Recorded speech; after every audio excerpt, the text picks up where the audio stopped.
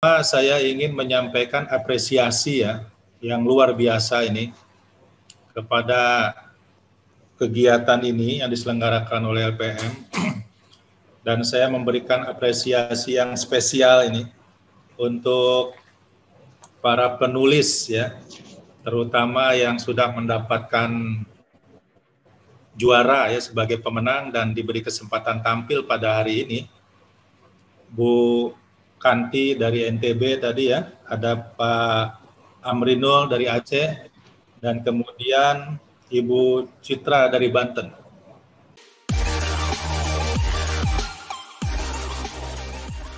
Bismillahirrahmanirrahim. Assalamualaikum warahmatullahi wabarakatuh. Waalaikumsalam warahmatullahi wabarakatuh. Waalaikumsalam warahmatullahi wabarakatuh. Alhamdulillahirabbil alamin wa bihi nasta'in ala umuri dunya waddin. Wassalatu wassalamu ala asrofil anbiya wa mursalin sayyidina Muhammadin wa ala alihi wa sahbihi asma'in amma ba'du. Yang terhormat Bapak Pembina Lingkar Pendidikan Madani, Bapak Dr. Andes Haji Lutfi yang sudah hadir di tengah-tengah kita. Yang terhormat Bapak dan Ibu Pengawas Lingkar Pendidikan Madani, yang terhormat Ibu Ketua Lingkar Pendidikan Madani, pengurus Lingkar Pendidikan Madani, dan seluruh peserta webinar pagi ini sekalian. Perkenalkan, nama saya Yuniar Ali. Pada pagi hari ini akan menjadi moderator pada webinar series 4 ini yang akan menghantarkan 3 best practice terbaik. Selanjutnya saya akan membacakan susunan acara kita pada pagi hari ini, diawali dengan pembukaan, dilanjutkan dengan sambutan yang akan disampaikan oleh Bapak Dr. Andes Haji Ahmad Lutfi selaku Pembina Lingkar Pendidikan Madani. Presentasi yang akan berturut-turut akan disampaikan oleh Ibu Kanti, Bapak Amrinur, dan Ibu Citra, dilanjutkan dengan tanya jawab. Selanjutnya, acara kelima adalah materi guru menulis yang akan disampaikan oleh Bapak Dr. Benyamin MPD, dan diakhiri dengan tanya jawab serta penutup. Baik, Bapak Ibu sekalian, untuk memulai kegiatan kita pada pagi hari ini, mari bersama-sama kita membacakan basmalah. Bismillahirrahmanirrahim. Terima kasih. Kita lanjutkan pada acara kedua, yaitu sambutan yang akan disampaikan oleh Pembina Lingkar Pendidikan Madani kepada Bapak Dr. Andes Haji Ahmad Lutfi. Kami persilakan.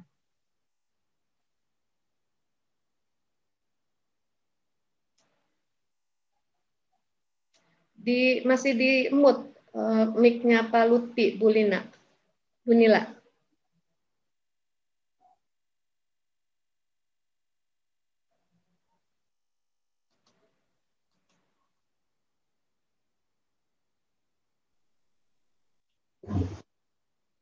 Assalamualaikum warahmatullahi wabarakatuh. Waalaikumsalam. Waalaikumsalam warahmatullahi wabarakatuh. Bismillahirrahmanirrahim. Alhamdulillahirabbil alamin.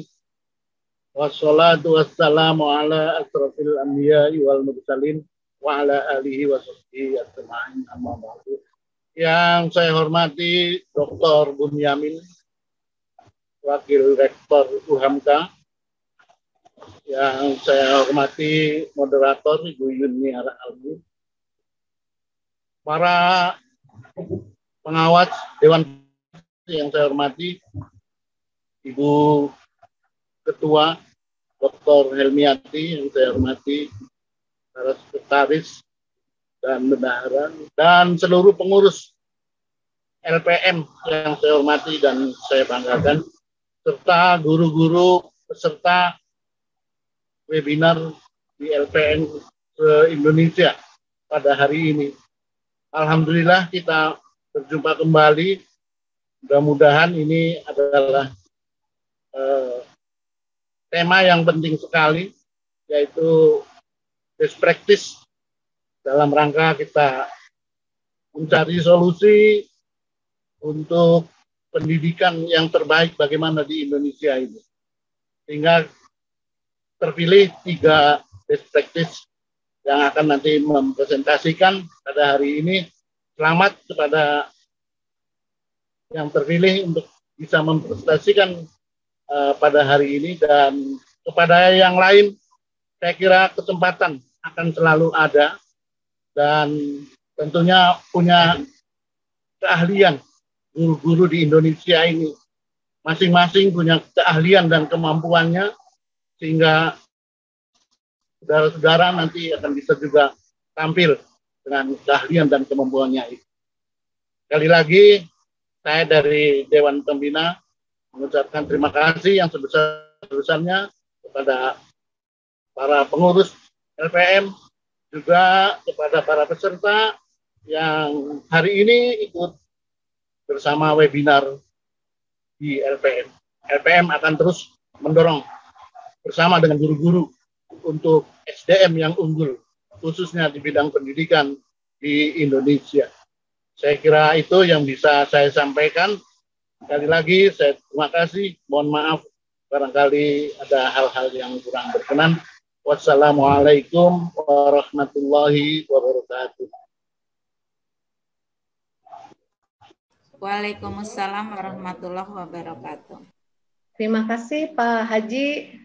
Semoga selalu sehat. Arahannya selalu kami tunggu. Semoga LPM tetap berjaya mendampingi Bapak Ibu guru kreatif, bukan hanya sekota Tangerang tapi se-Indonesia.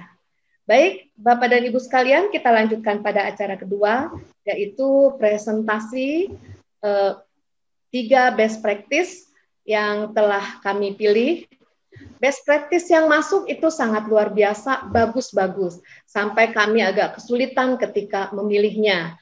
Lalu muncul 3 best practice, dan alhamdulillahnya itu mewakili provinsi di Indonesia.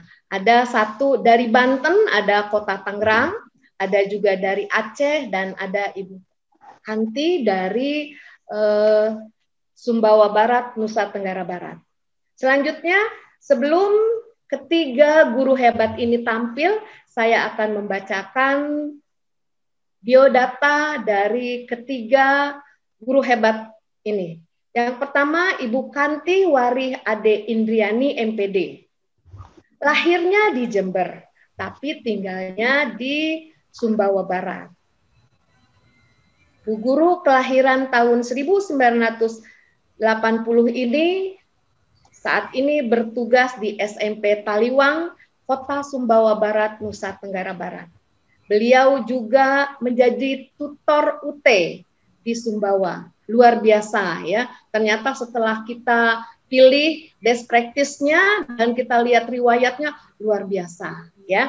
Dan beliau sebagai ketua komunitas MGMP untuk SMP KSB, termasuk pengurus aktif di beberapa organisasi, dan yang luar biasa lagi adalah peserta program Promoting Mathematics and Engagement and Learning Opportunities for Disadvantaged in West Nusa Tenggara yang diselenggarakan oleh Universitas Canberra dari tahun 2015 sampai tahun 2019.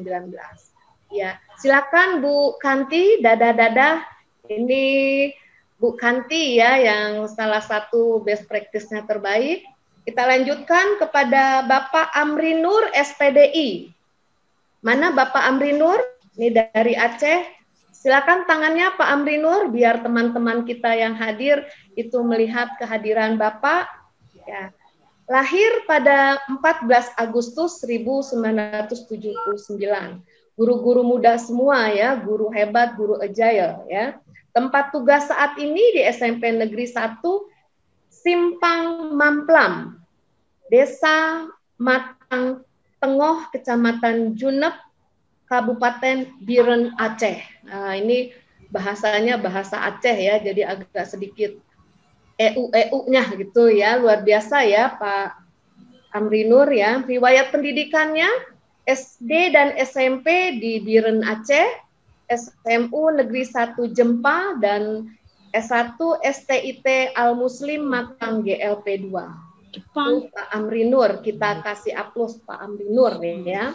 Dan yang ketiga, peserta ketiga adalah dari Banten, Ibu Citra Dewi Nurlela Abni SPD ya. Beliau kelahiran April 1980. Mana Ibu Citra? Ya, selamat bergabung Ibu Citra, selamat juga kami ucapkan. Saat ini bertugas di SD Negeri Parapat 1, Kecamatan Cibodas, Kota Tangerang. Mana nih yang dari Cibodas? Yel-yelnya untuk Bu Citra ya, karena ternyata orang di Kota Tangerang ya. Riwayat pendidikannya S1 FIP Bahasa Inggris UHAMKA, dilanjutkan dengan S1 PGSD-UT ya. Nah, Bapak Ibu sekalian, satu persatu akan tampil ketiga guru hebat ini yang akan menyampaikan, mempresentasikan best practice-nya. Yang pertama tampil adalah Ibu Kanti Wari Ade Indriani MPD yang akan menyampaikan presentasi best practice-nya dengan judul Pembelajaran Proyek Berbasis STEM dan Kreativitas Siswa di Masa COVID-19. Kepadanya waktu dan tempat kami sediakan. Bismillahirrahmanirrahim. Assalamualaikum warahmatullahi wabarakatuh. Selamat pagi semuanya. Terima kasih waktunya pada Ibu Junior Ali atas kesempatannya. Terima kasih juga ke Lembaga Pendidikan Madani yang telah memberikan kesempatan saya untuk mempresentasikan best practice yang telah saya buat. Di sini saya akan mempresentasikan pengalaman saya dalam membuat best practice yang sudah saya terapkan di masa COVID-19 ini.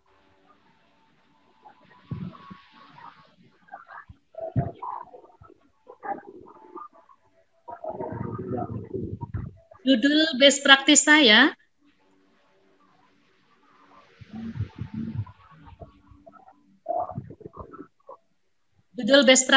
adalah pembelajaran proyek berbasis STEM dan kreativitas siswa di masa COVID-19. Latar belakang dari best practice saya ini adalah ketika kita harus dikejutkan dengan adanya pandemi COVID-19 yang akhirnya berimbas pada pembelajaran kita, terutama di pembelajaran yang saya ampuh, yaitu di matematika. Ini betul-betul kita merasa terkendala pada prosesnya. Jadi di mana kita susah untuk mengontrol anak, memberikan konsekuensi kepada anak ketika kita memberikan tugas. Nah, sementara persepsi matematika di anak didik saya itu masih matematika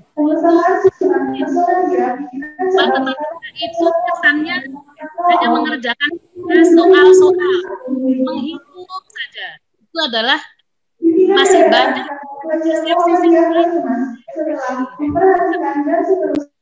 dari situ. Maka saya memutuskan bagaimana agar siswa ini tertarik dan mau mengerjakan tugas-tugas yang saya berikan. Nah, akhirnya saya memilih metode STEM dipadukan dengan model pembelajaran dengan mengolah sampah anorganik. Jadi di sini kita memanfaatkan sampah-sampah plastik, sampah-sampah bekas yang ada di sekitar kita. Seperti itu.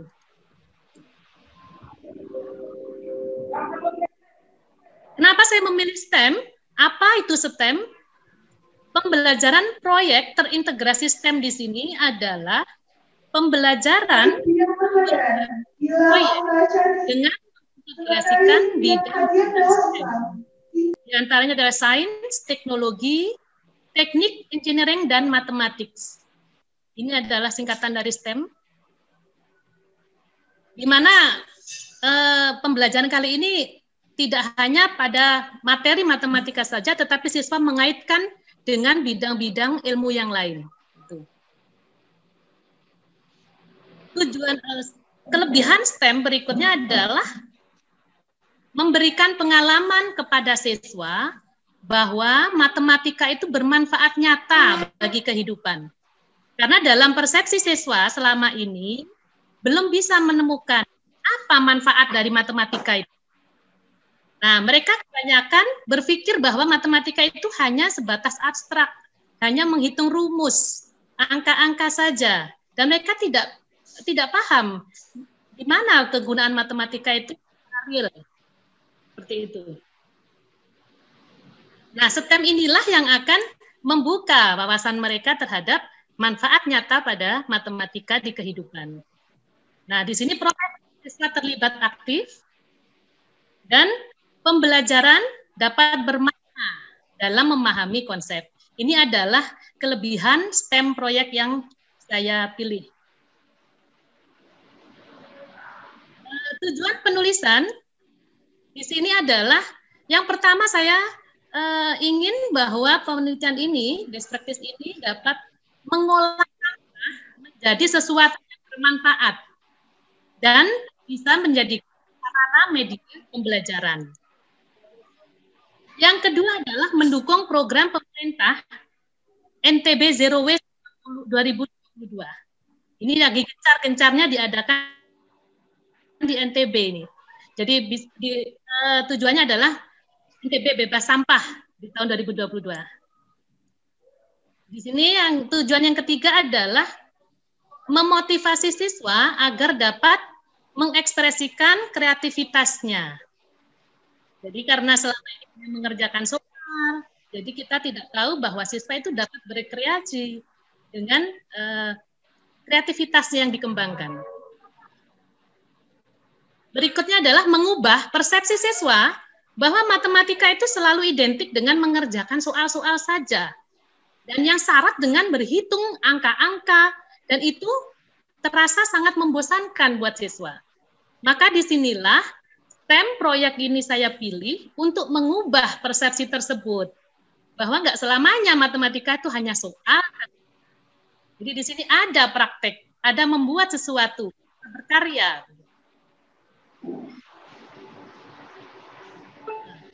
Tahapan-tahapan kegiatan yang kita lakukan itu adalah yang pertama pada tahap perencanaan, itu saya menyiapkan RPP, instrumen penilaian, dan saya kumpulkan beberapa contoh video yang bisa saya ambil dari berbagai sumber.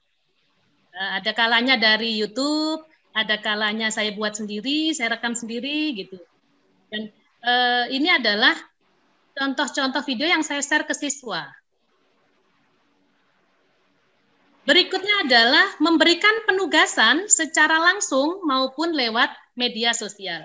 Jadi di tempat saya, rata-rata masih banyak yang tidak punya HP. Jadi sekitar 30-40% saja siswa yang memiliki HP. Otomatis jika kita melakukan pembelajaran hanya lewat daring, ataupun penugasannya hanya lewat media sosial, itu tidak nyampe. Jadi di sekolah kami menunjukkan bahwa kita membentuk 3 wilayah, di mana di situ ada koordinator guru yang akan menjadi kurir untuk menyampaikan pembelajaran, materi, dan penugasan pada siswa.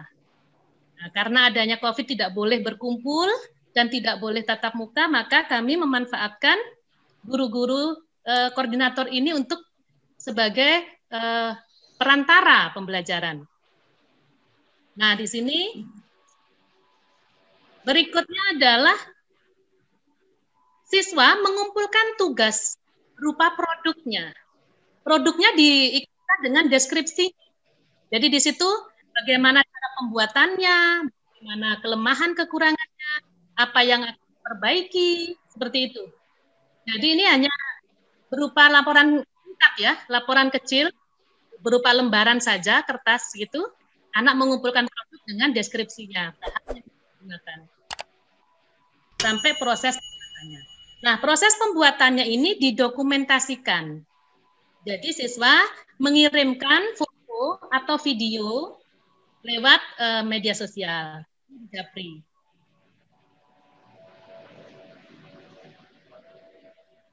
Ini dokumentasi kegiatan siswa yang sudah terkumpul. Ini contoh-contohnya saja dari siswa saya. Ini adalah anak begitu antusias. Terlihat anak ini semangat sekali mengerjakan gitu. Jadi mereka semangat membuat videonya, dibuat sendiri, terus semangat sekali mengumpul bahan. Ini produk-produk yang dibuat siswa. Di sini ada speaker sederhana dari botol aqua, dari botol air mineral ya. Terus ini adalah kipas angin sederhana dengan bahan karet. Jadi diputar pakai karet gelang itu. Nah ini ada Google Card dengan lensanya juga dibuat sendiri, lensa cembungnya dari botol. Gitu. Ini adalah mobil-mobil sederhana dan sampan sederhana bermotor. Karena adalah pesisir di pinggir pantai, jadi banyak anak nelayan di sini. Nah, di sini ini ada dispenser sederhana dibuat dari kardus. Dia memanfaatkan tekanan udara. Jadi ketika botol dibuka, maka airnya mengalir. Jadi ini dari sainnya memanfaatkan tekanan udara. Ini adalah kapsul ajaib di mana pelor besi dimasukkan ke dalam aluminium foil, digesek pada kotak rokok biasanya ya, kotak rokok digesek, maka akan menimbulkan semacam listrik statis di dalamnya. Dia bergerak, tidak berhenti-berhenti nih. Nah, kapsul ajaib ini. Nah ini adalah vakum sederhana yang bisa dibuat anak-anak dari botol minuman. Ini berfungsi nih, tetapi karena mesinnya adalah kecil, pakai baterai HP, maka hanya bisa menyedot seperti gabus contohnya. Ini adalah speaker sederhana, dibuat dari kaleng. Dan ini masih banyak lagi kreasi anak-anak yang lain yang bisa dibuat. Ini hanya contoh-contoh kecil. Bisa terkumpul ratusan produk ya dari anak-anak, karena kami ada 4 jenjang di kelas 8, maka ini banyak sekali, sekitar 81 anak, dan sementara satu anak mengumpulkan kadang 1 atau 2 atau lebih kadang yang semangat ya. Ini adalah respon siswa dan orang tua. Ini salah satu saya ambil respon siswa ketika saya berikan tugas. Senang mendapatkan tugas proyek, tidak mengerjakan soal, bisa berkreasi dengan barang-barang bekas, murah, dan jadi orang manfaat. DR pun jadi tidak membosankan. Ini pengakuan anak, jadi dia senang dapat tugas proyek, katanya pas di rumah nggak bosan. Gitu. Senang mendapatkan tugas proyek. Ini adalah respon dari orang tua. Ternyata orang tua pun mendukung dari program ini. Jadi dari semua itu mendukung. Saya wali murid merasa sangat senang sekali dengan diberikannya tugas.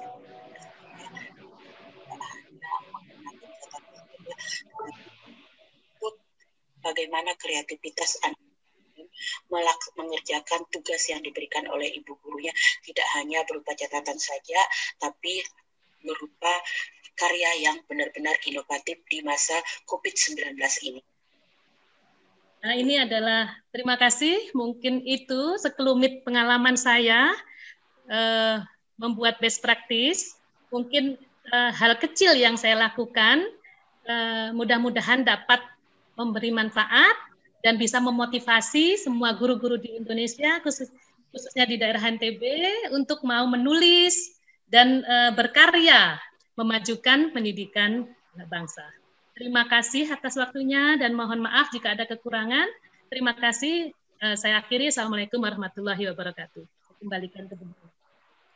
Waalaikumsalam warahmatullahi wabarakatuh. Luar biasa Bu Kanti. Kita beri aplaus dulu buat Bu Kanti nih. Luar biasa ya.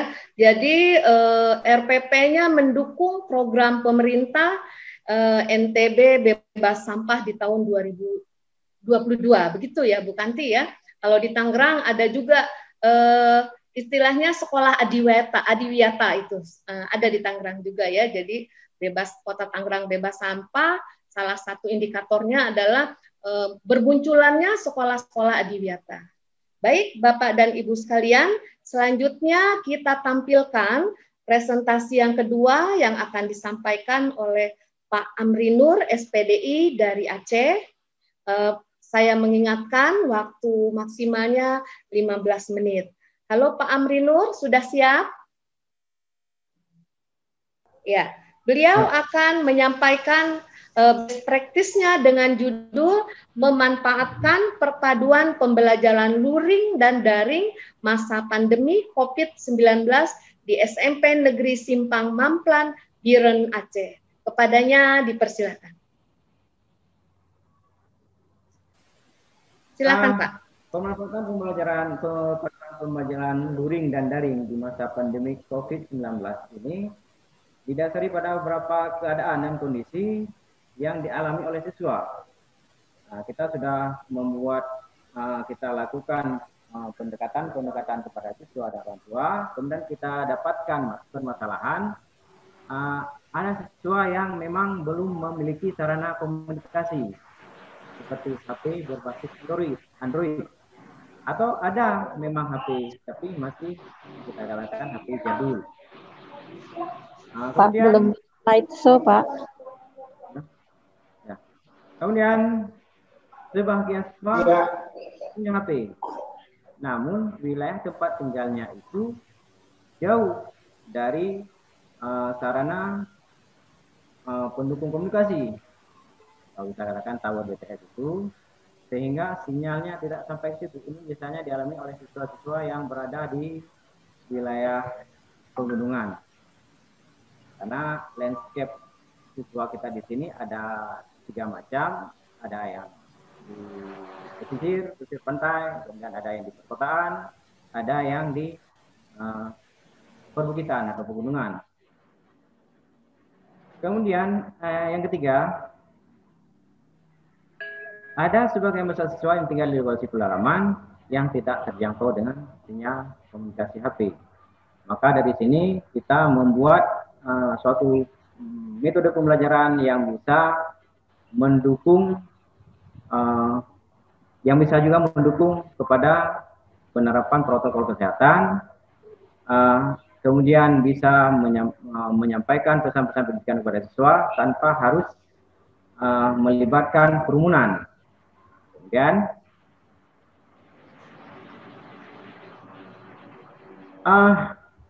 untuk ini juga kita melakukan pendekatan kepada siswa. Pembelajaran daring itu biasanya dapat kita lakukan pada daerah-daerah yang memiliki potensi. Misalnya berada di wilayah perkotaan. Kita tahu kalau perkotaan itu sarana komunikasinya sudah sangat lengkap. Ada, kalau di sini kami di Aceh, itu banyak warung-warung yang memang menyediakan wifi gratis. Kemudian ada juga akses hotspot yang dibangun oleh pemerintah daerah yang juga gratis. Kemudian juga pembelajaran daring ini dapat dilakukan apabila sumber daya manusianya atau siswa yang kita libatkan itu mampu dalam penguasaan teknologi informasi. Apabila mereka tidak mampu, disitulah kita melibatkan siswa yang mampu untuk mengajarkan atau memberikan pembelajaran kepada siswa tersebut atau memberikan pengalaman pada siswa tersebut. Penguasaan ini sangat penting karena setiap tugas yang kita sampaikan untuk pembelajaran daring itu memang tidak kita share secara luas, tetapi kepada kelompok-kelompok tertentu yang memang memiliki sarana komunikasi. Untuk daerah yang tidak memiliki sarana komunikasi yang lengkap atau mampu melaksanakan pembelajaran daring, maka kita menerapkan pembelajaran yang bisa diterima oleh siswa tersebut dengan mengirimkan misalnya perwakilan siswa untuk menjangkau wilayah tersebut.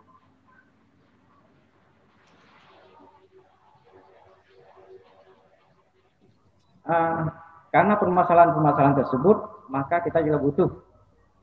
Maka lahirlah pembelajaran-pembelajaran yang memang memadukan antara pembelajaran daring, pembelajaran luring. Di sini timbul pada saya itu ide untuk belajar beruntun. Kalau kita membayangkan beruntun itu, kita bayangkan misalnya ada berita tabrakan beruntun. Maka kita akan tahu efeknya bagaimana. Efeknya tentu sangat luar biasa tabrakan beruntun. Maka dalam belajar beruntun itu, itulah yang kita harapkan. Model pembelajaran ini kita harapkan siswa mampu menguasai materi, kemudian siswa yang sudah menguasai materi tersebut menyampaikan kepada siswa lainnya atau kawan-kawannya, dan dia mengambil peran sebagai guru sebaya atau tutor sebaya. Dalam hal ini, setiap siswa yang sudah mampu menyerap pembelajaran, kita bertugas setidaknya dia harus mampu mengajarkan satu orang siswa lainnya. Jadi dari siswa tersebut pun akan menyampaikan kepada yang lain juga. Model pembelajaran ini kita terapkan kepada siswa yang tidak memiliki sarana komunikasi pembelajaran daring. Pembelajaran daring juga harus dilaksanakan secara hati-hati, tidak menimbulkan kerumunan, maka maksimalnya satu kelompok belajar itu hanya diisi oleh 4 orang.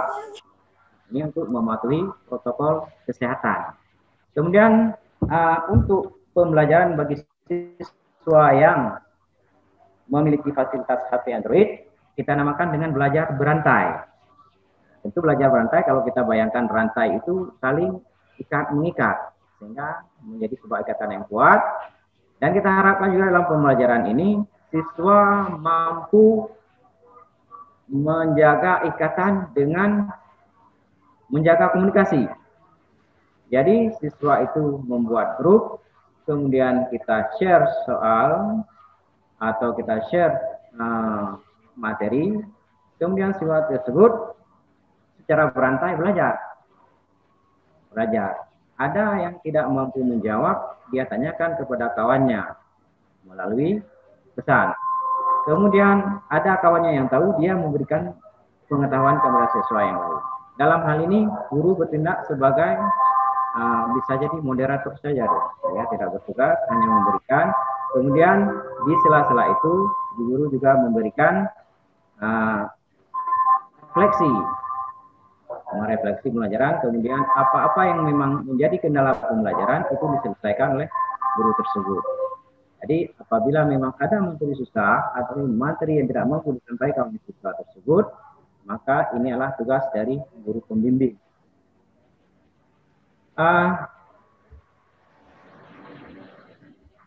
Dalam hal ini, pemilihan metode ini kita harapkan dapat semakin mempererat hubungan antara orang tua dengan anak, antara siswa dengan siswa, antara guru dengan siswa, dan ada guru dengan lingkungan belajarnya.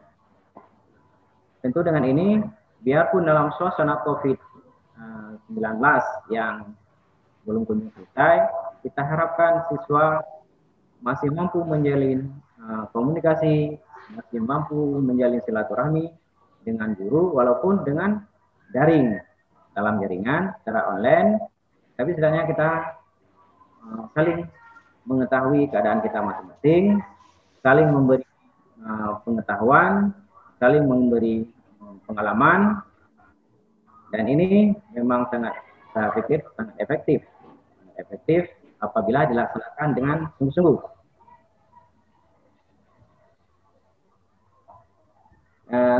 Namun memang tidak semua program itu bisa berjalan dengan lancar. Kita memang hanya membuat perencanaan, kita jalankan, hasilnya tentu tidak sesuai, memang kadang-kadang tidak sesuai dengan ekspektasi yang kita harapkan.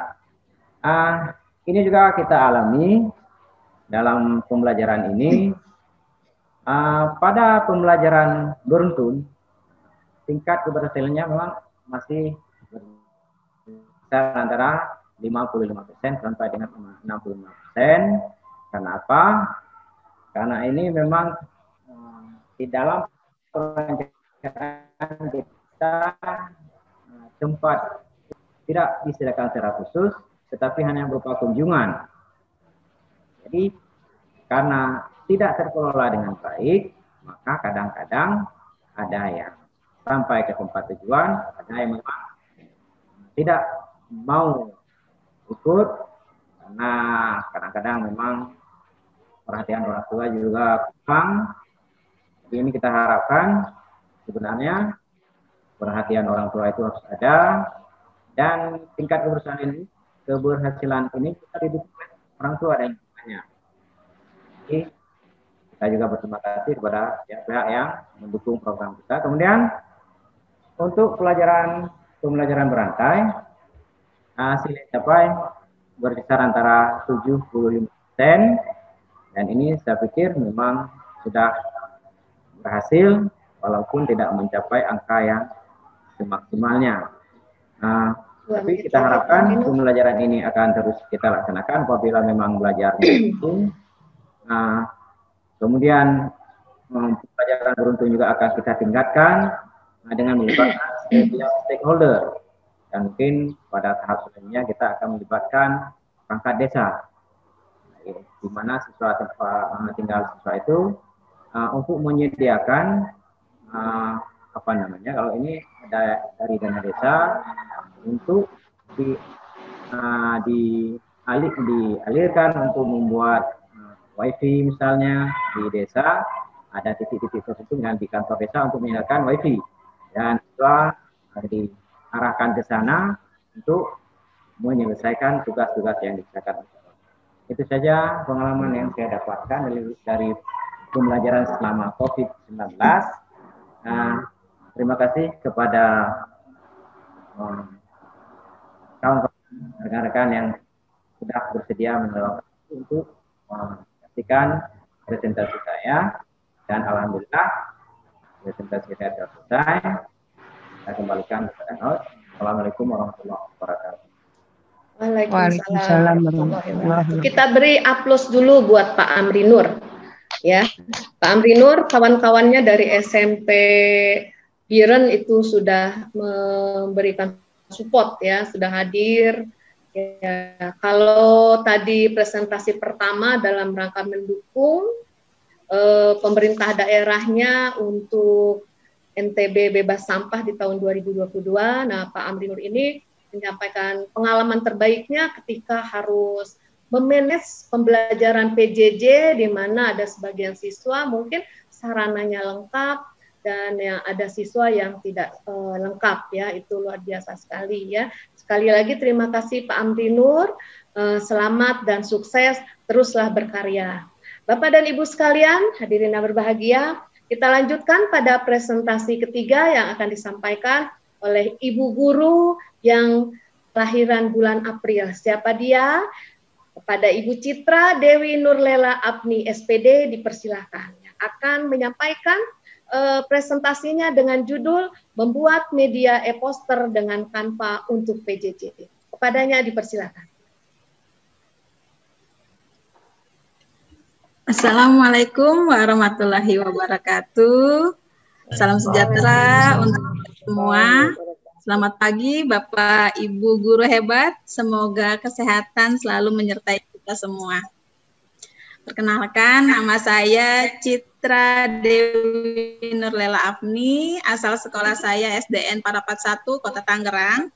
Pertama-tama saya ingin ucapkan terima kasih banyak kepada Lingkar Pendidikan Madani yang telah memberikan saya kesempatan untuk mempresentasikan best practice saya yang sederhana ini. Semoga best practice saya dapat bermanfaat untuk kita semua dalam melakukan pembelajaran jarak jauh ini. Judul best practice saya adalah membuat media e-poster dengan Canva untuk PJJ.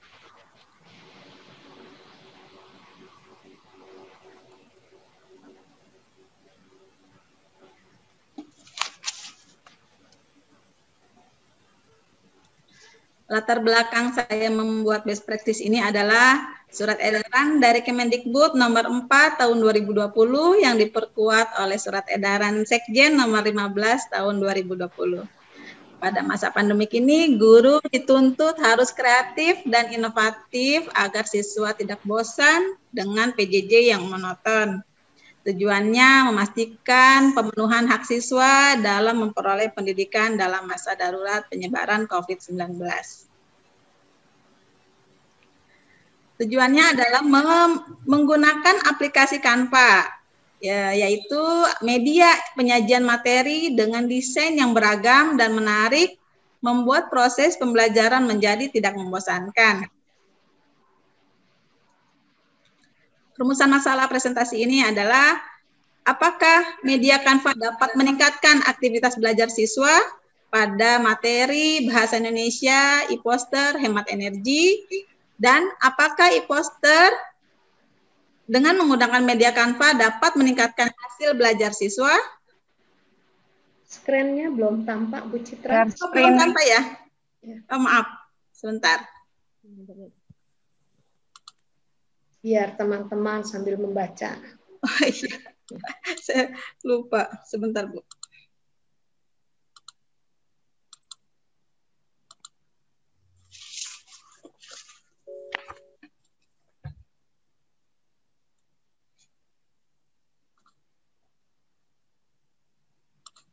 Sebentar.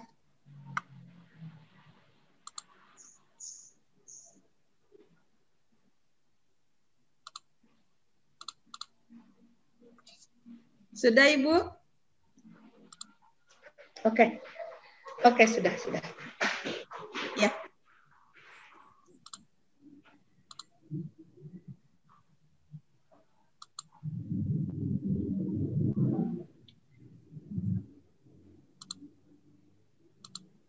Baik, kita mulai dari tujuannya, yaitu menggunakan aplikasi Canva. Sudah terlihat PPT-nya? Ibu? Sudah, Bu. Oke. Tujuannya media penyajian materi dengan desain yang beragam dan menarik, membuat proses pembelajaran menjadi tidak membosankan. Rumusan masalahnya, apakah dengan membuat e-poster menggunakan media Canva ini meningkatkan aktivitas belajar siswa, dan menggunakan media Canva ini dapat meningkatkan hasil belajar siswa.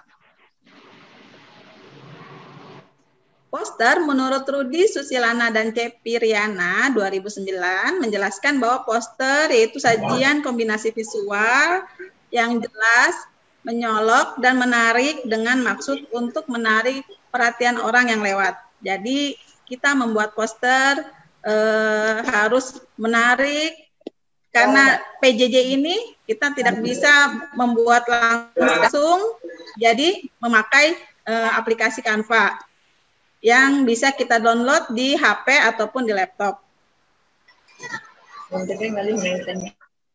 Ini adalah pembelajaran bahasa Indonesia di kelas 4B SDN Parapat 1, menerapkan aplikasi Canva sebagai media penyajian materi dan sebagai bahan laporan hasil siswa mengerjakan tugas dalam materi membuat e-poster hemat energi. Manfaat Canva menurut saya adalah dengan tampilan-tampilan dan fitur-fitur yang beragam, template-template gratis yang bisa siswa download, dan di situ banyak sekali desain-desain pendidikan dan sekolah yang bisa disesuaikan dengan materi pembelajaran di kelas. Jadi anak-anak bisa lebih fokus menggunakan Canva, mendesain apa yang mereka inginkan dalam hasil belajarnya daripada untuk mengalihkan bermain gadget, bermain game, ya games online. Jadi bisa ke Canva berkreasi membuat hasil belajar. Caranya mudah untuk mendownload Canva, bisa lewat HP ataupun lewat laptop. Nah, ini merupakan salam pagi saya kepada anak-anak setiap hari.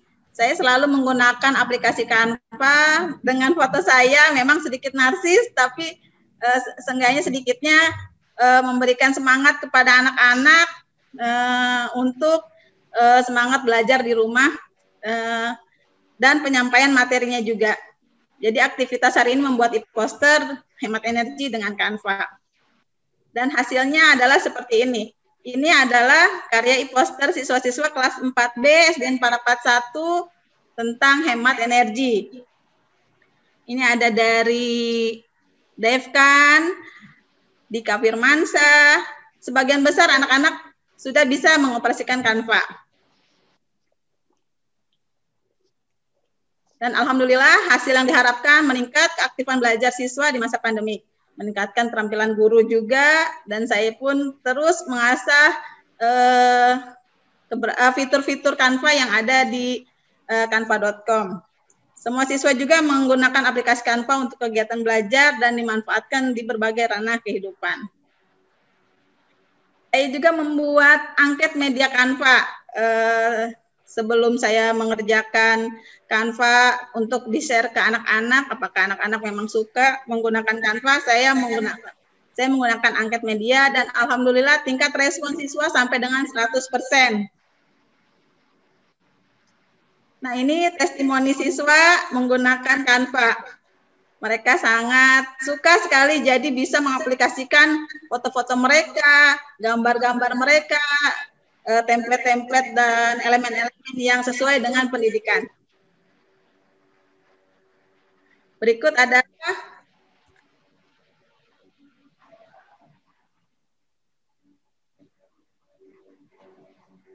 adalah testimoni siswa, orang tua siswa terhadap materi Canva yang diberikan di kelas.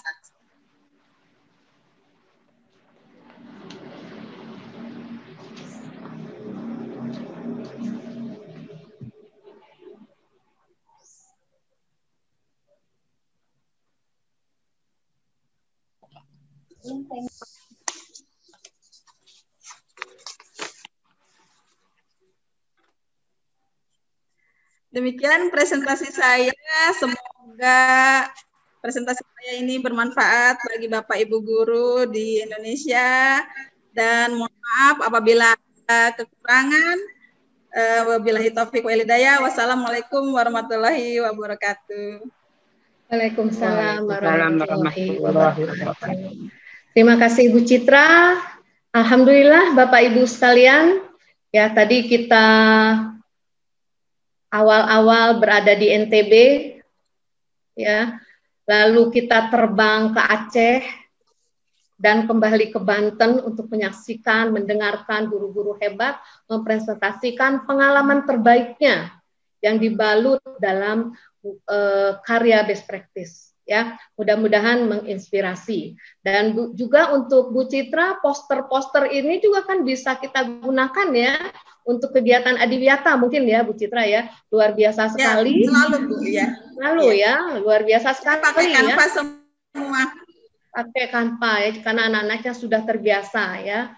Ya mudah-mudahan apa yang kita lakukan menjadi menjadi suatu peningkatan.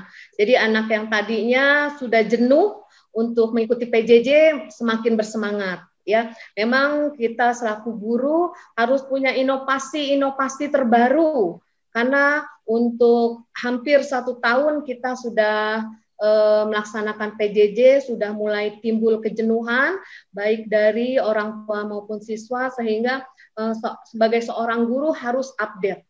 Yang tadinya mungkin hanya tahu IT itu telepon, SMS. Nah, sekarang luar biasa sekali, salah satu yang dicontohkan oleh Ibu Citra. Baik, Bapak dan Ibu hadirin sekalian, kita lanjutkan pada acara berikutnya, yaitu tanya jawab. Kita berikan 3 pertanyaan. Boleh memberikan pertanyaan kepada Bu Kanti, boleh ke Pak Amrinur, boleh juga ke Ibu Citra. Ya, mohon dibantu Bu Tini dan Bu Ningsih, kira-kira 3, acungkan tangannya saja, ya 3 penanya saja. Baik.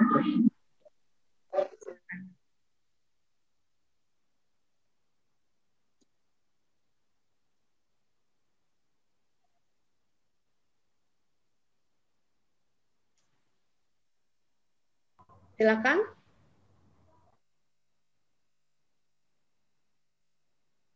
atau boleh dilihat di chat barangkali sudah tertulis Bu Tini. Baik, Bu.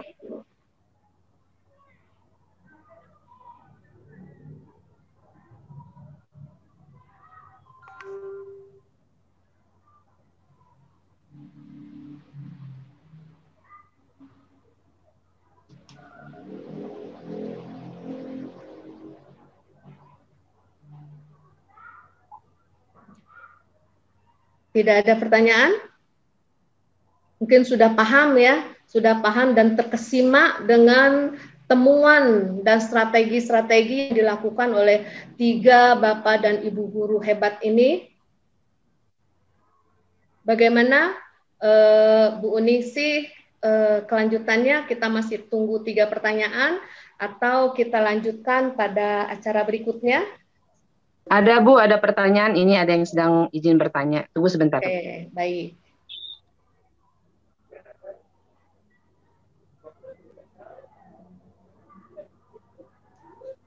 Sebutkan namanya, asal dari Bu sekolah. Cici. Bu Cici. Dari Bu Ya. Cici. Tapi belum Nama, ada. asal sekolah, dan ditujukan pertanyaan ini kepada siapa? Silakan Ibu Cici. Boleh langsung? Silakan, boleh langsung Ibu. Bismillahirrahmanirrahim. Assalamualaikum warahmatullahi wabarakatuh.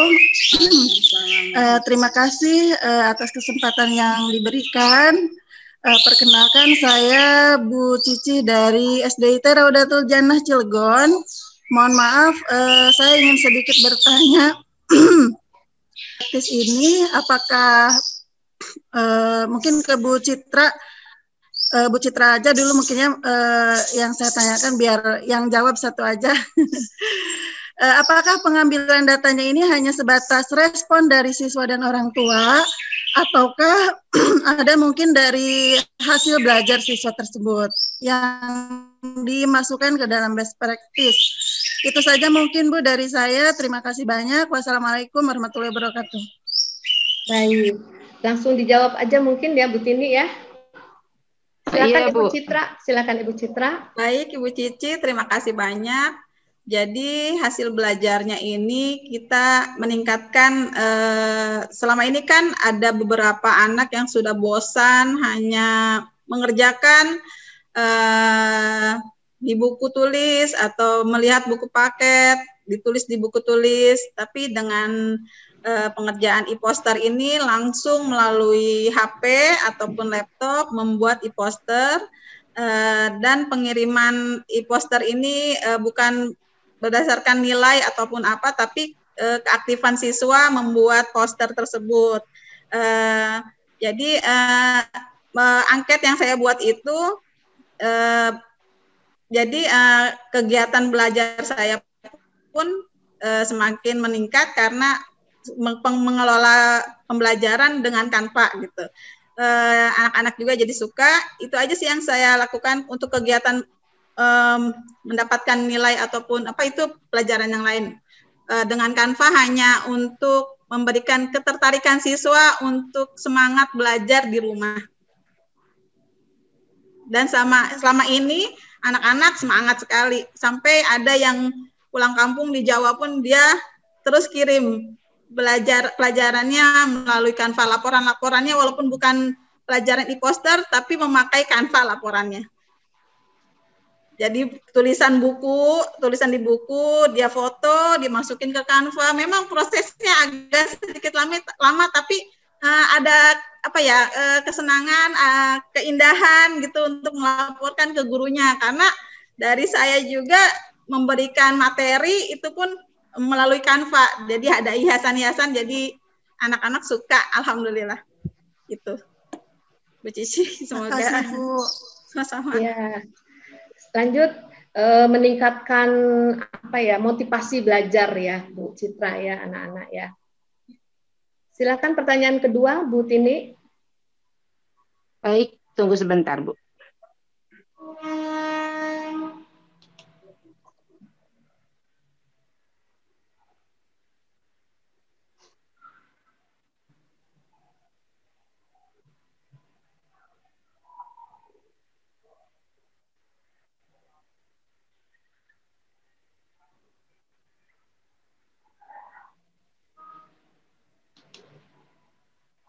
Ini sudah ada nih pertanyaannya untuk Ibu Kanti kalau nggak salah nih. Ibu Kanti, halo, masih ada ya? Pertanyaan kedua, Bu, bagaimana penerapan pendekatan STEAM yang berbasis angka, apa tuh? Kalau melihat contoh tadi lebih apa yang Bu Tini? Kalau melihat contoh tadi lebih ke sains bukan lebih ke matematikanya. Itu bagaimana cara penerapannya? Silakan Ibu Kanti. Terima kasih. Pertanyaan dari Bu Ning sih ya. Jadi di sini aplikatif matematika itu sebenarnya Bu tidak harus berupa angka sebenarnya ya. Tetapi di sini ketika anak bisa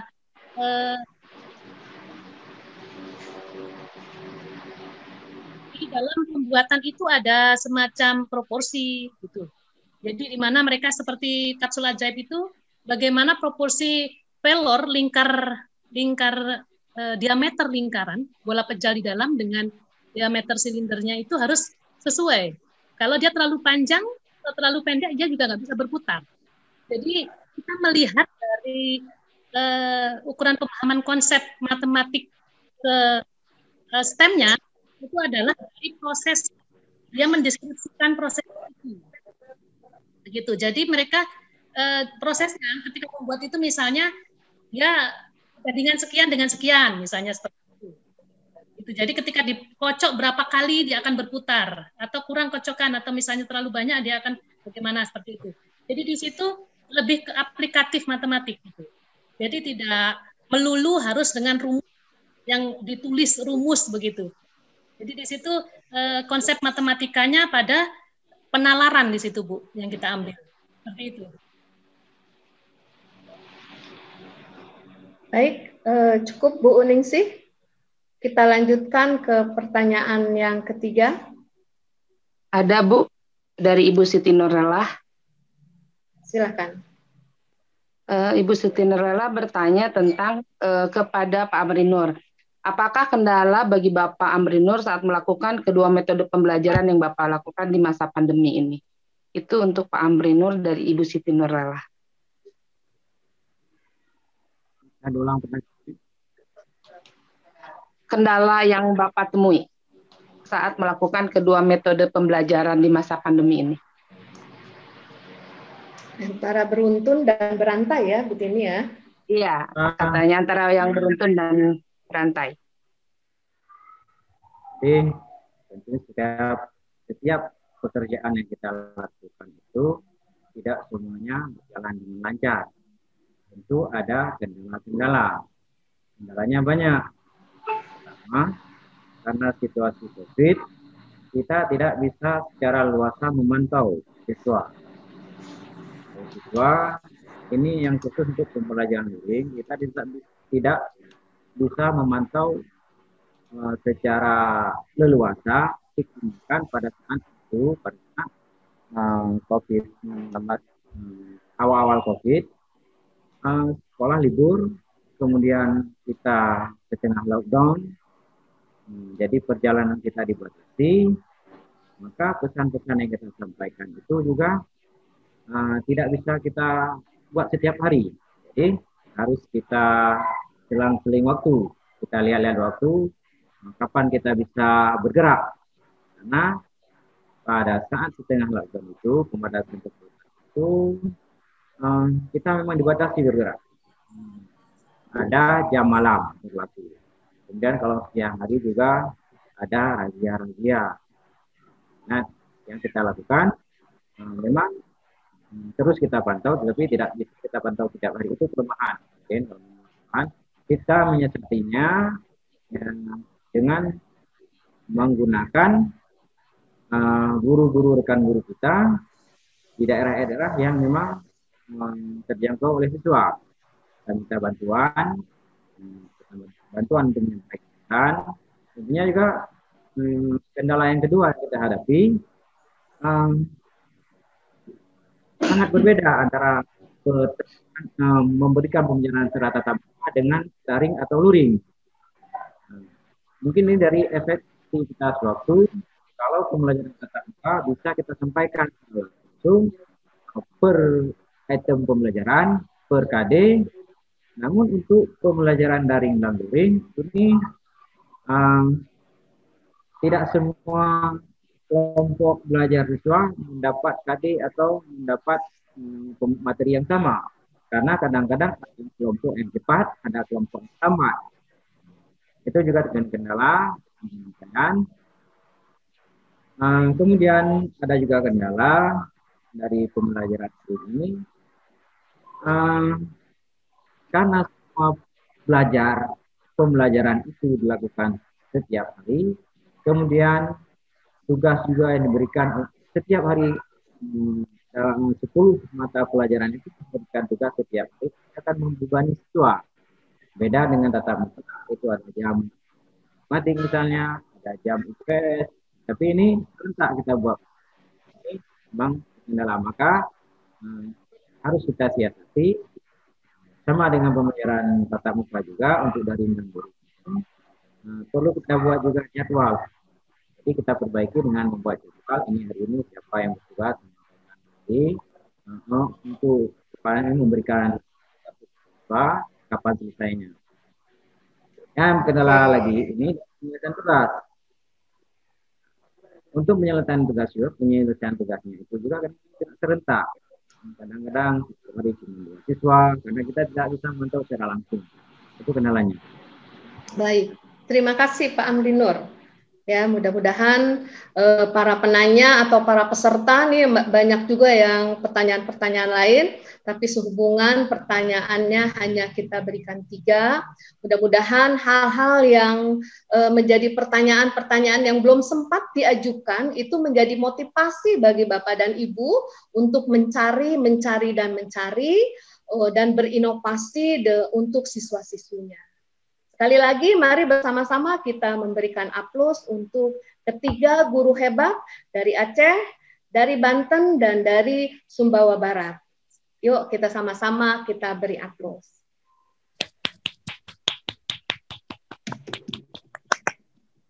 Oke, terima kasih Bapak dan Ibu.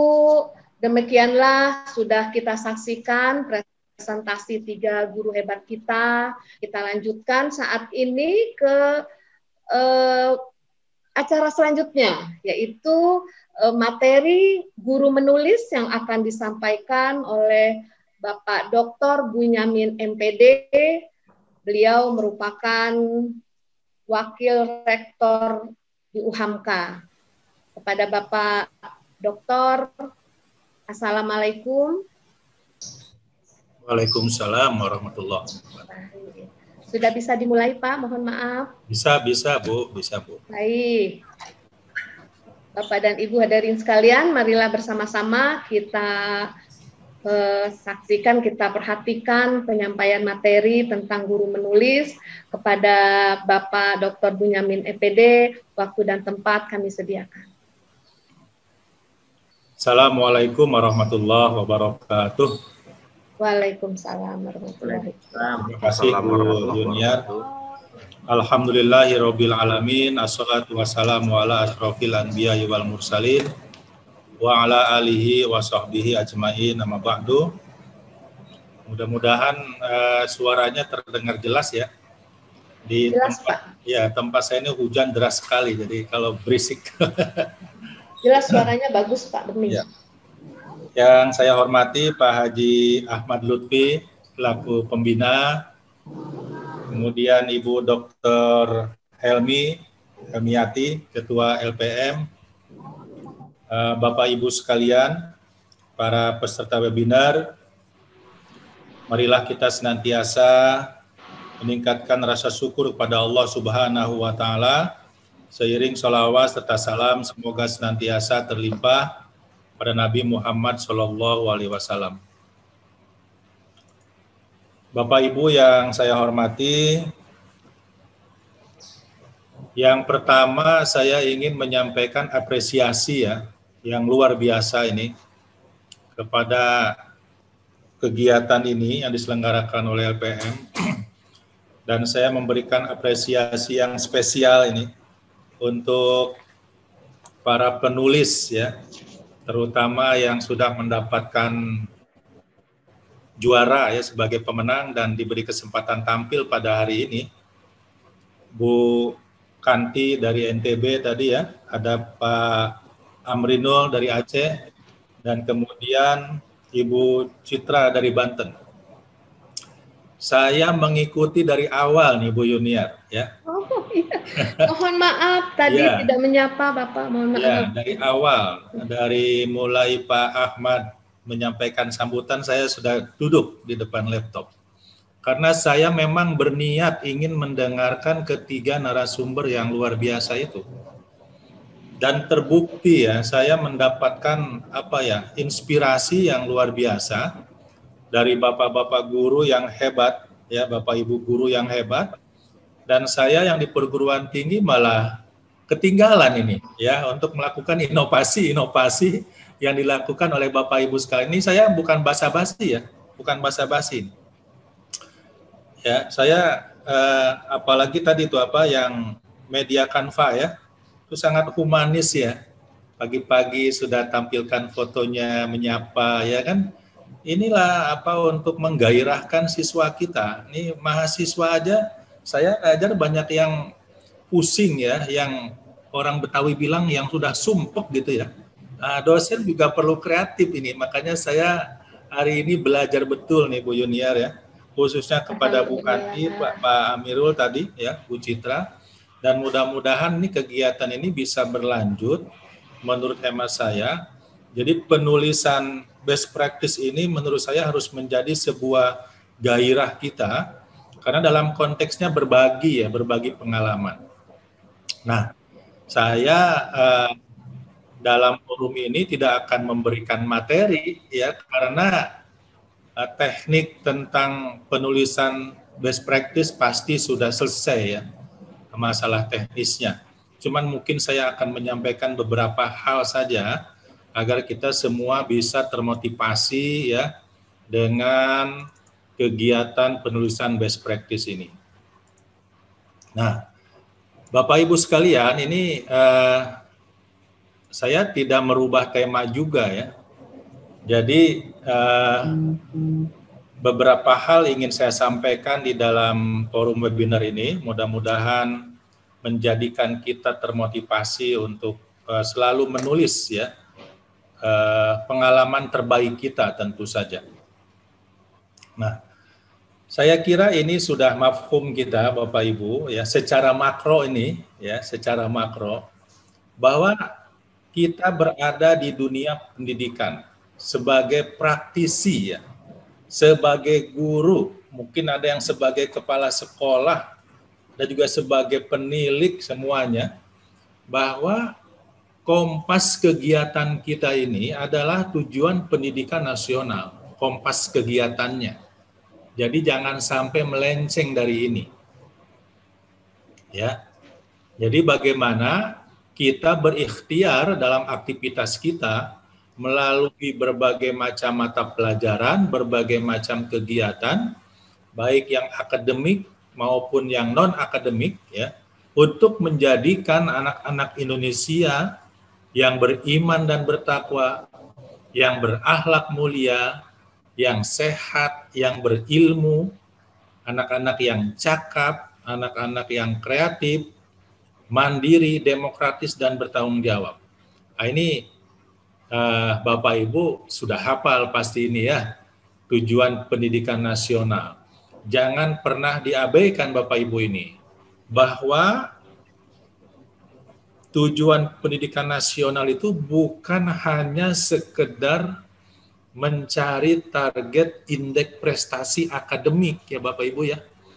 Bukan hanya sekedar mencari target KKM, tercapai atau tidak KKM-nya. Itu kan masalah akademik. Tapi bagaimana menciptakan anak yang cakap, anak yang kreatif, anak yang mandiri, anak yang demokratis, anak yang bertanggung jawab, saya kira ini tidak boleh kita abaikan Bapak Ibu. Nah, saya memang agak mengkritisi ya Bapak Ibu sekalian, target-target lembaga pendidikan kita karena dibingkai oleh sistem yang ada, baru berfokus kepada berilmu dan ukurannya indeks prestasi akademik ya. Ya KKM itulah dikejarnya gitu ya.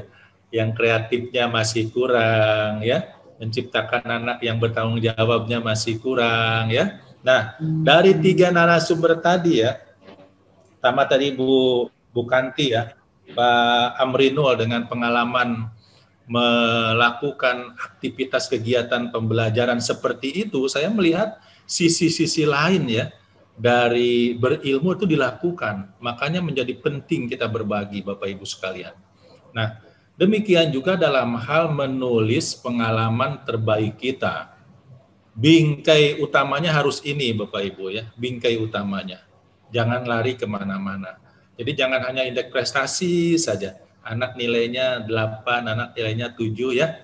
Nah, apalagi sekarang dengan kurikulum yang baru.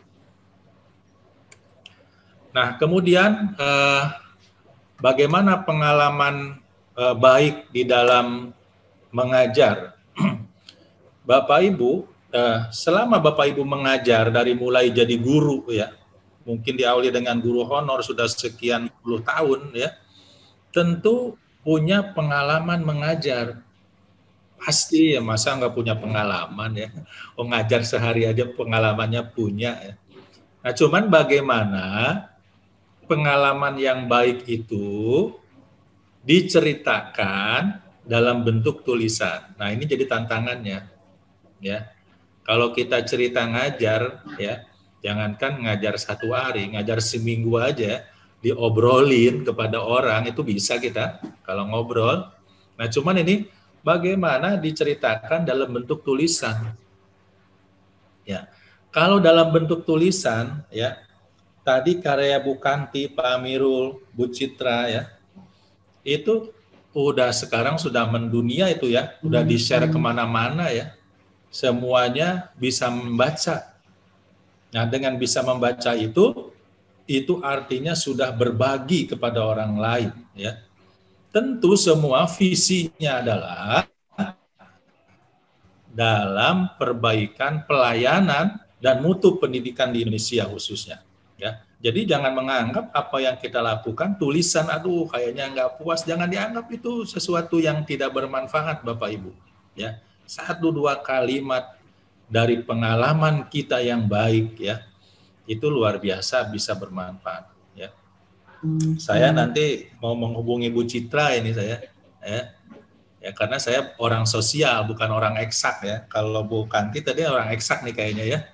Kalau Bu Citra nih sosial. Jadi poster itu ya saya mau belajar ya, saya mau belajar supaya apa di dunia pendidikan tinggi juga itu bisa diimplementasikan. Ini ilmu ya, dan kita jangan malu untuk belajar ya.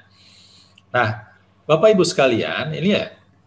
Jadi pengalaman mengajar kita ya, pengalaman mengajar dari yang 8 item tadi itu tujuan pendidikan, tentu kita punya pengalaman mengajar menghadapi berbagai tipe siswa ya Bapak Ibu ya. Ini bisa menjadi topik pembicaraan untuk best practice Bapak Ibu. Jadi jangan terlalu yang yang mengawang-awang gitu ya.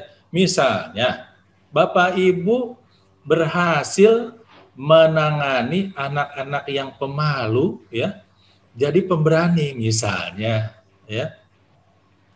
Ada anak-anak yang sudah pemberani ya, bagaimana Ibu Bapak kendalikan untuk mencapai tujuan pendidikan itu. Ada juga di sekolah anak yang pemurung, tapi ada juga yang hiperaktif dan lain sebagainya.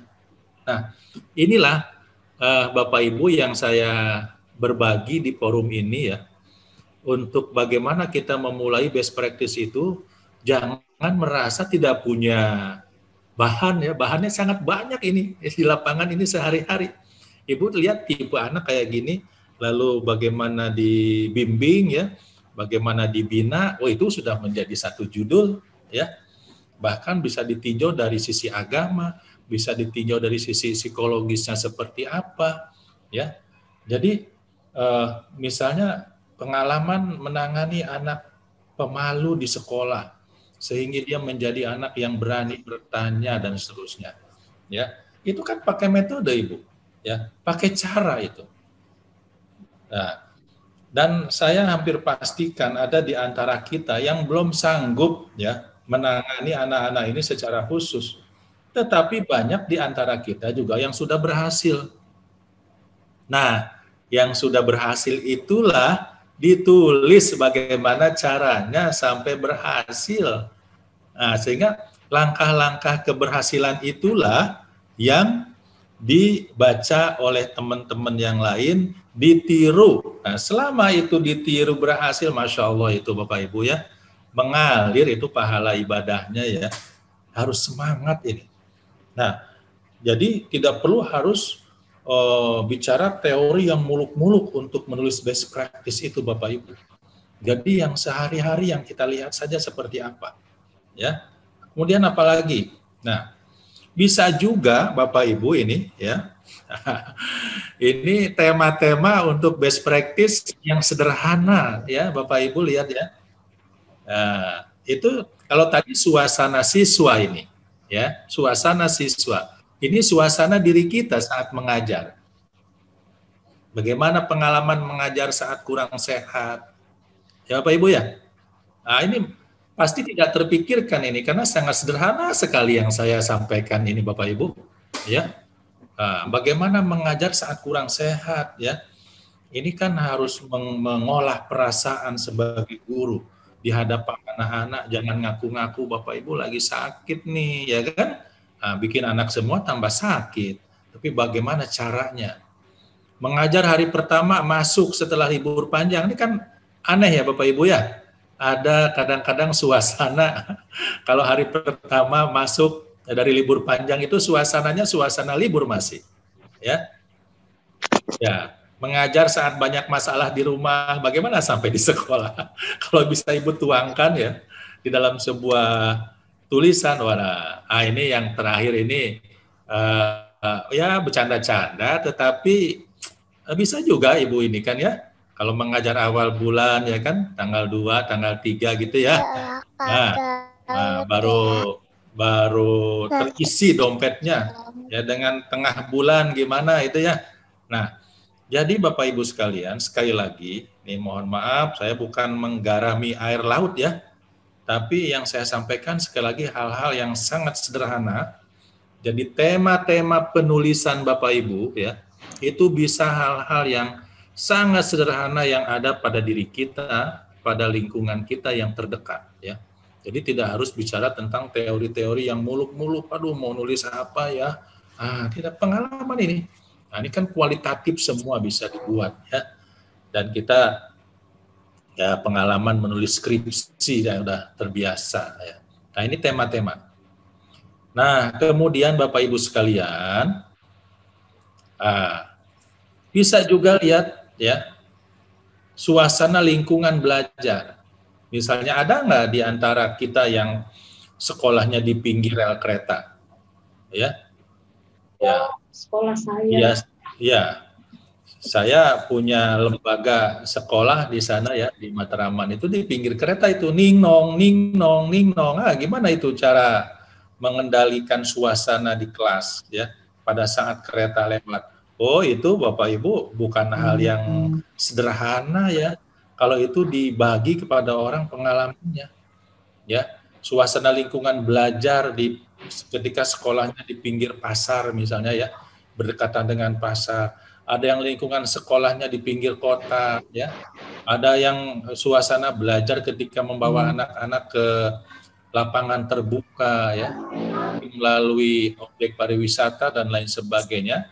Ini Bapak Ibu sekalian, tema-tema itu sangat kaya sekali ya untuk kita tulis ya sebagai best practice. Nah, ketika Bapak Ibu membimbing anak-anak camping itu dalam suasana normal ya. Wah, ini luar biasa ya. Ini semua adalah fokus ya yang bisa kita tulis, yang bisa kita lakukan untuk berbagi pengalamannya kepada orang lain ya Bapak Ibu sekalian. Nah, Bapak Ibu, Nah, ini ya. Ini nih, mengajar di masa pandemi. Ini sedikit saya agak ini ya Bapak Ibu ya. Karena tadi mungkin karena panitianya tadi ya, yang 3 orang itu khusus di masa pandemi mungkin ya, tema besar.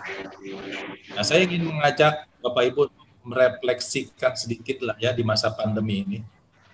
Ya, sekarang sudah 1 tahun ya, kurang lebih 1 tahun kita ada di suasana pandemi ini Bapak Ibu ya. Nah, mohon maaf ya, kita kembali saya ke Al-Quran ya. Inna fi khalqis samawati wal ardi wa ikhtilafil laili wan nahar la ayati liulil albab. Ya. Jadi bagi kita jangan lupa kita ini adalah makhluk ciptaan Allah. Ya, akan kembali kepada Allah. Aktivitas di muka bumi juga harus dipasrahkan kepada Allah ya. Dan pandemi ini harus kita sikapi ya sebagai sesuatu yang Allah berikan buat kita sebagai sebuah tantangan dalam kehidupan Bapak Ibu. Ya. Jadi kata Allah sesungguhnya dalam penciptaan langit dan bumi dan silih bergantinya malam dan siang ya, terdapat tanda-tanda bagi orang-orang yang berakal. Ya, yang berakal, yang berilmu pengetahuan, yang hatinya bersih ya. Nah, ini. Jadi kalau pandemi sudah 1 tahun nih kita masih mengeluh aja, nah ini jauh dari ulul albab. Makanya ikhtiar dari LPM ya untuk melakukan semacam ya lomba ya menulis best practice, menurut saya ini sebuah langkah yang benar-benar dijiwai oleh nafas dan semangat ulul albab ini. Karena pasti berpikir, orang-orang yang berpikir. Katanya ada penelitian Bapak Ibu, ada bercanda juga sih ya. Ada penelitian otak orang Indonesia dengan otak orang Jepang ya. Pernah dengar mungkin Bapak Ibu ya. Ini pas dibelah gitu, orang Indonesia otaknya bagus-bagus ya, masih utuh. Kalau orang Jepang udah pada rusak otaknya itu. Nah, diteliti mengapa? Oh, terjawab sudah karena orang Indonesia ini jarang dipakai. Jadi masih utuh. Masih utuh ya. Nah, itu. Makanya ini ciri dari ulul albab itu alladzina yadhkurunallaha qiyaman wa qu'udan wa 'ala junubihim ya. Indikator orang-orang yang berakal, indikator orang-orang yang berilmu ya adalah orang-orang yang senantiasa mengingat Allah ya dalam keadaan berdiri, dalam keadaan duduk, dalam keadaan berbaring. Mengingat Allah itu bukan hanya mengucapkan Allahu Akbar, la ilaha illallah Bapak Ibu ya. Ya dzkurunallah itu dalam makna yang seluas-luasnya ya. Dalam makna yang seluas-luasnya.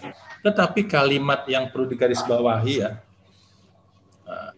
di dalam ayat ini ya, wa yatafakkaruna fi khalqis samawati wal ard. Nah ini, Rabbana ma khalaqta hadza batila. Ya Allah, Tuhan kami, sungguh tidak ada kebatilan dari apa yang Engkau ciptakan antara langit dan bumi ini. Ya termasuk pandemi ini, ya Bapak Ibu. Ya jangan pernah kita punya anggapan pandemi ini sebagai sebuah siksaan. Ini cobaan buat kita ya.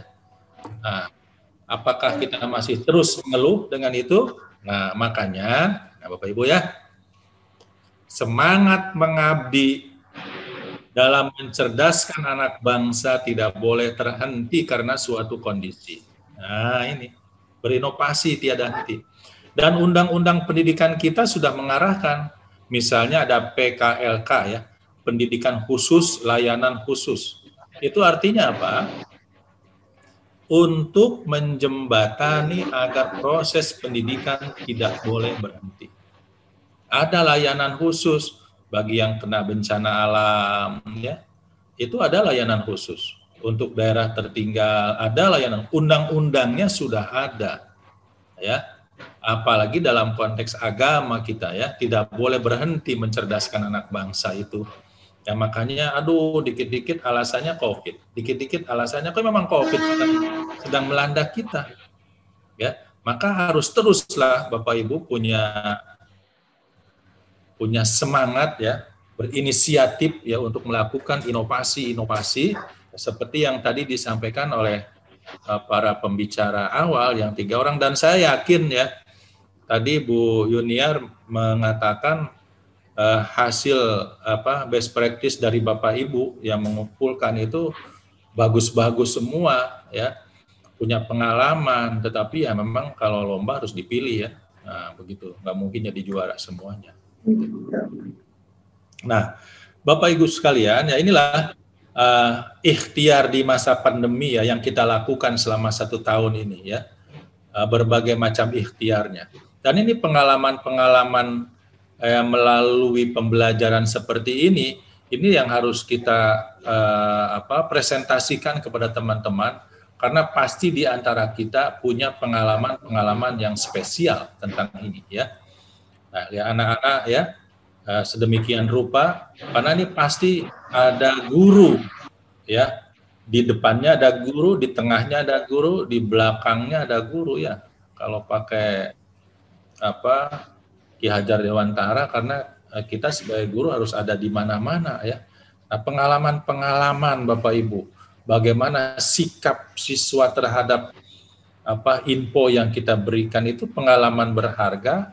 Bagaimana kita cara menuntaskan, menyelesaikan masalahnya, itu yang berbagi kemudian kita tulis. Ya. Nah, tadi saya mendengar betul ya, Bu Kanti di NTB ya, 30% siswa tidak punya HP ya. Pak Amrinul juga demikian ya, ada kalimat yang saya catat. Jadi saya benar-benar mencatat Bapak Ibu yang Bapak Ibu sampaikan. Ya, HP ya, jadi masih kendala ya. Dan kita di TV memang lihat ya, ada Bapak Ibu guru yang ya mengajar dari rumah ke rumah. Ya. Dan subhanallah ya, inilah makanya saya kalau ada guru di bully itu saya suka mendidih darah saya itu ya. Ya, pekerjaan guru sedemikian rupa. Nah, inilah pengalaman-pengalaman bagaimana dalam konteks mencerdaskan anak bangsa tadi sesuai dengan visi pendidikan ya. Kemudian kita tulis pengalaman itu sebagai best practice ya. Nah, ini pasti Bapak Ibu sekalian akan menyentuh ya siapapun yang membacanya, apalagi dia punya jiwa pendidikan. Nah, dikit lagi Bapak Ibu yang ingin saya sampaikan. Nah, tip menulis. Nah, ini 2 slide lagi saya. Nah, kalau tip menulis yang saya sampaikan ya beda dengan yang Bapak Ibu mungkin baca ya di buku-buku di Google ya. Nah, ini kalau saya lihatnya ini ya. Pertama, niat Bapak Ibu. Ya, niatnya untuk apa? Untuk berbagi kebaikan. Sebagai zariyah, amal zariyah, pengalaman yang pahalanya terus akan mengalir kepada kita. Ya. Bapak Ibu, di dalam konteks pembelajaran, kita ini kan punya banyak buku ya. Nah, buku-buku yang kita baca itu sungguh memberikan ya pahala bagi yang menulisnya, karena dia berbagi ilmu. Oh, kita belum bisa buat buku, ya 1-2 lembar tulisan yang berdasarkan dari pengalaman kita, itu zariyah, ya amal zariyah, yang kalau orang membacanya kemudian punya kesan, apalagi dia mengikutinya, subhanallah itu Bapak Ibu, akan menjadi amal jariyah. Jadi ketika mau mulai nulis tuh, niatnya, wah saya mau amal jariyah, ini pengalaman itu. Nah, ini sisi lain ya. Jadi niatnya harus kuat. Yang kedua, jujur. Jujur dalam pengertian begini, menulis itu apa adanya, ya. Sehingga tidak ada beban yang sifatnya direkayasa, ya. Apalagi kita dalam konteks penelitian. Penelitian itu boleh salah, tapi tidak boleh bohong. Nah, itu dia. Ya, boleh salah tapi tidak boleh bohong. Penelitian, maka menulis itu best practice yang Bapak Ibu tulis apa adanya. Itu akan lebih berkesan karena memang apa adanya. Ya, nggak usah dibuat-buat supaya bagus, ya. Nggak usah, ya apa adanya. Pasti itu memberikan dampak yang lebih dahsyat ya pada pembacanya. Kemudian tips yang ketiga, berani. Nah, saya yakin ya, ini kan banyak ini kemarin ketika diberi ruang untuk ikut ya nulis ini, kan banyak juga yang nggak berani, takut salah ya, malu ya kan. Nah, makanya tips yang ketiga harus berani. Ya, mau bertanya dan diskusi dengan teman sejawat atau lainnya. Ya. Nah, berani ini dasarnya tadi Bapak Ibu, niat itu, ya, niat. Nah, kemudian yang keempat, nah ini jangan terjebak oleh idealisme yang muluk-muluk, ya. Wah, tulisannya harus menulis tentang metode pembelajaran yang enggak, jangan begitu. Makanya tadi saya di awal sudah menyampaikan beberapa suasana ya, beberapa kondisi yang bisa kita tulis sebagai best practice. Menangani anak-anak pemalu, anak-anak yang hiperaktif, anak-anak yang murung, itu kan pengalaman kita ya. Maka tulislah pengalaman sederhana tetapi berdampak baik pada proses atau hasil pembelajaran. Ya. Jadi termasuk ya kalau orientasinya indeks prestasi akademik ya. Nah, misalnya Bapak Ibu punya pengalaman yang jujur ya terkait perbaikan nilai ya dengan memberikan kesempatan belajar ulang kepada anak-anak, yaitu ditulis sangat bagus sekali. Nah, kemudian yang kelima, mulai sekarang ya, mulai dengan bismillah, jangan nunggu waktu luang. Bapak Ibu guru mana ada luangnya ya, pagi-pagi sudah ambil handphone, kadang-kadang sore, kadang malam harus ngoreksi, harus membuat laporan ya.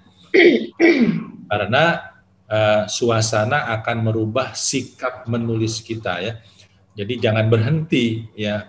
Ketika sudah mulai menulis, nah jangan berhenti terlalu lama. Memulainya susah lagi. Ya. Nah, itu Bapak Ibu, ini yang terakhir saya kira tidak perlu saya jelaskan karena best practice ini kalau dari sistematika itu tidak ada aturan yang baku sebenarnya ya, tidak ada aturan baku. Jadi mana yang bisa kita tulis ya kita tulis saja ya seperti ini. Saya kira itu Bu Yuniar dari saya ya, hal-hal yang sederhana saya sampaikan. Terima kasih atas perhatian Bapak Ibu semuanya. Jadi saya tidak ada materi nih ya cuman ngajak untuk kita termotivasi saja untuk mau berbagi pengalaman kita kepada sesama ya. Dan sekali lagi kata kunci dari saya, menulis itu diniatkan sebagai amal jariah kita. Nah, itu penting. Ya. Terima kasih Bu Yuniar, saya kembalikan. Baik, terima kasih Pak Bunyamin yang telah memberikan pencerahan yang luar biasa. Ini lebih dari materi, Pak. Menyemangati kita untuk selalu melakukan inovasi dan perubahan untuk meningkatkan kemampuan anak didik kita. Ya, mudah-mudahan Pak Bunyamin sehat, senantiasa dalam lindungan Allah bersama keluarga. Ya, baik, Bapak Ibu peserta webinar pagi hari ini, selanjutnya silakan kita lanjutkan pada sesi tanya jawab. Mohon bantuan kepada Bu Tini. Mumpung bertemu dengan Pak Dr. Bunyamin MPD ini, beliau Wakil Rektor UHAMKA. Silahkan apa yang ingin ditanyakan. Jarang loh Pak Amri Nur mungkin dari Aceh baru bertemu beliau saat ini. Silahkan, barangkali ada yang ingin ditanyakan.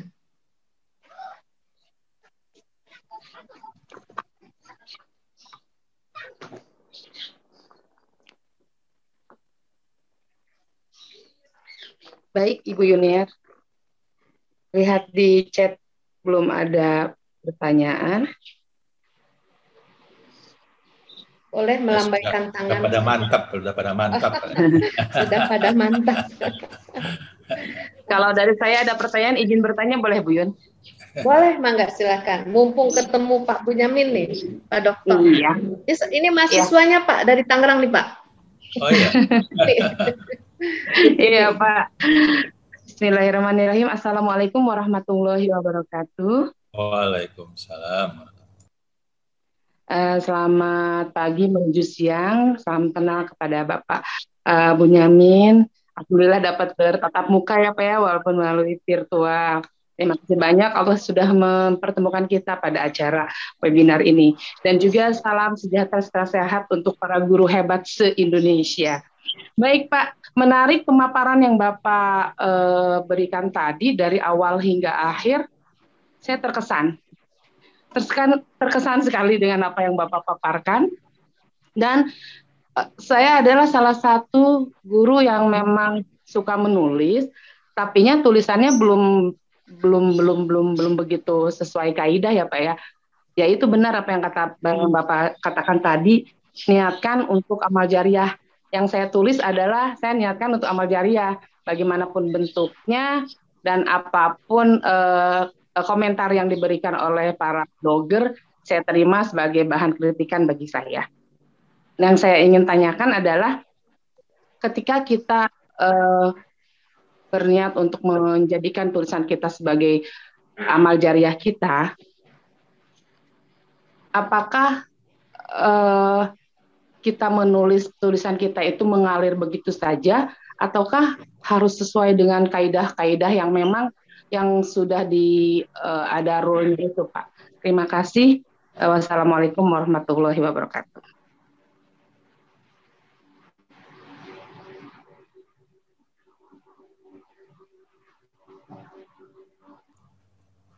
Langsung saya jawab, Bu Yuniat?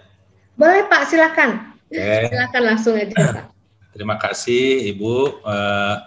Jadi kalau di bangku sekolah, di bangku kuliah ya, kita pasti diajarkan teknik menulis ya, cara-cara menulis ya. Menulis itu beragam. Ya Bu Tini, ada tulisan populer ya. Tulisan populer itu ya gayanya tersendiri, bebas dia ya. Ada gaya nulis di koran. Nah, itu kan beda lagi misalnya.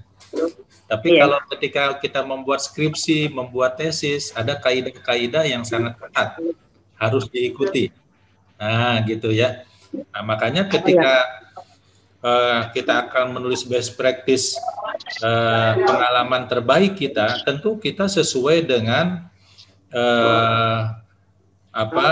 sesuai dengan kondisi yang mau kita lakukan. Misalnya begini, maksud saya, kan banyak tuh lembaga-lembaga yang menyelenggarakan perlombaan misalnya, ya. Ketika mengadakan perlombaan tuh pasti sistematikanya sudah diatur, ya kan? Model-model isinya, metodologinya, sudah ada aturan mainnya. Ya. Nah, tapi ketika kita mau membuat tulis pengalaman pribadi yang tidak akan diikutkan lomba atau mau dimuat di koran atau apa, ya nulis sesuai dengan gaya yang kita bisa saja, ya nggak usah khawatir. Jadi memang ada berbagai macam tipe ya gaya penulisan, ada yang ada aturan mainnya seperti skripsi ya, ada gaya penulisan di koran, ada penulis populer ya, itu punya gaya sendiri-sendiri ya. Nah, kalau kita tulis semau-mau kita, tentu semau-mau itu kan ada konteksnya ya, Bu Tini ya. Nah, kemudian taruh, kemudian dipublish, nah itu nggak ada masalah. Apalagi nulis di WA ya, nggak ada kaidahnya. Kaidah nulis di WA itu jangan menyinggung perasaan orang, jangan menjelekkan orang, itu kaidahnya. Jadi sangat terbuka ya, sangat terbuka. Baik, terima kasih. Ya, baik Pak, tapi satu lagi Pak, untuk meningkatkan atau memberikan motivasi kepada siswa, saya memberikan motivasi kepada siswa untuk menulis saja, tulis saja, nanti baru kita review atau kita perbaiki tulisan itu. Apakah kegiatan yang saya lakukan kepada siswa ini salah atau bagaimana Pak? Terima kasih. Salah. Ya nggak salah Bu, ya memang begitu. Pokoknya tulis pengalaman kamu, ya kan, hari kemarin apa. Jangan dipaksa banyak-banyak, ya. Coba diberikan kebebasan kepada anak-anak. Yang mau nulis 1 alinea boleh, yang cuman bisa hanya 2 baris jangan dimarahin, ya.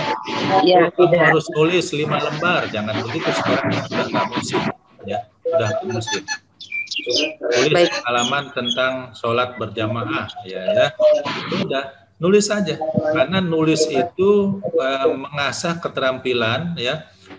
Olah pikir juga, kemudian mengolah rasa, ya. Nah, itu yang dilatih kepada anak-anak. Jadi yang penting itu kan prosesnya, ibu-ibu sekalian, ya, prosesnya itu. Ya, kalau hasilnya, ya nanti kita lihat, ya.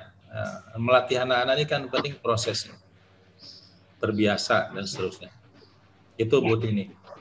Ya, baik Pak. Terima kasih atas jawabannya.